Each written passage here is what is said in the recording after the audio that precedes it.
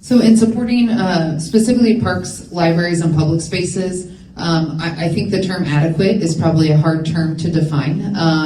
Are we supporting those? Yes, I think each person will say whether or not it's adequate enough or are we doing enough. I will say most of what I would group in, we've got our library, we've got our Parks and Rec.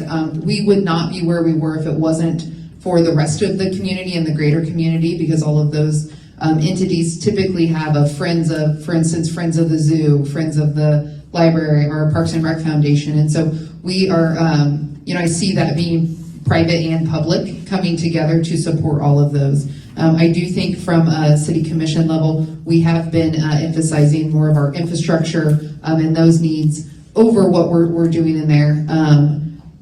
When we look at future projects, and I understand the concern when we have, we're talking about indoor water, if we're talking about Riverfront MHK, I think we still have to look to our future, even if that's not something we can do now. We do have to just see what's on the horizon. What are people interested in us exploring for the future? Not spending, not putting that in now, but in trying to figure out where does the community want us to invest later on. If we wait until the moment somebody says we have to have this or we need this to start looking at that, we're already behind the ball. So I think a lot of those projects are out there as ideas and thoughts, but not as plans that we're going to execute anytime soon.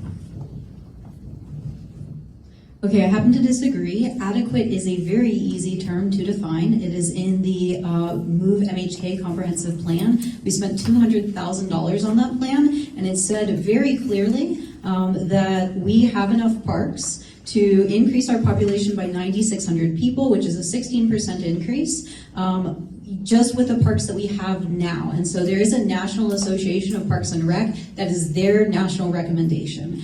So I would say that they're adequately funded. The library gets around 5 mils. It's in great shape. I think that we can leave them alone. We also can't affect their budget. As a city commissioner, I can't tell them what their budget is. So to answer Jim's question, that $17 million for SECO came from a special sales tax. As far as that special sales tax goes, I talked to Director of Parks and Rec, Aaron. He said that it is sunsetting in 2030. And when it does, what we would be looking at for the indoor pool, it would be closer to 60 million than 40 million.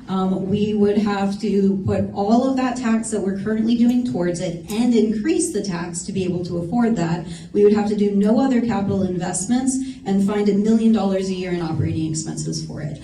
I look at that and I can't put it in the budget, I'm sorry.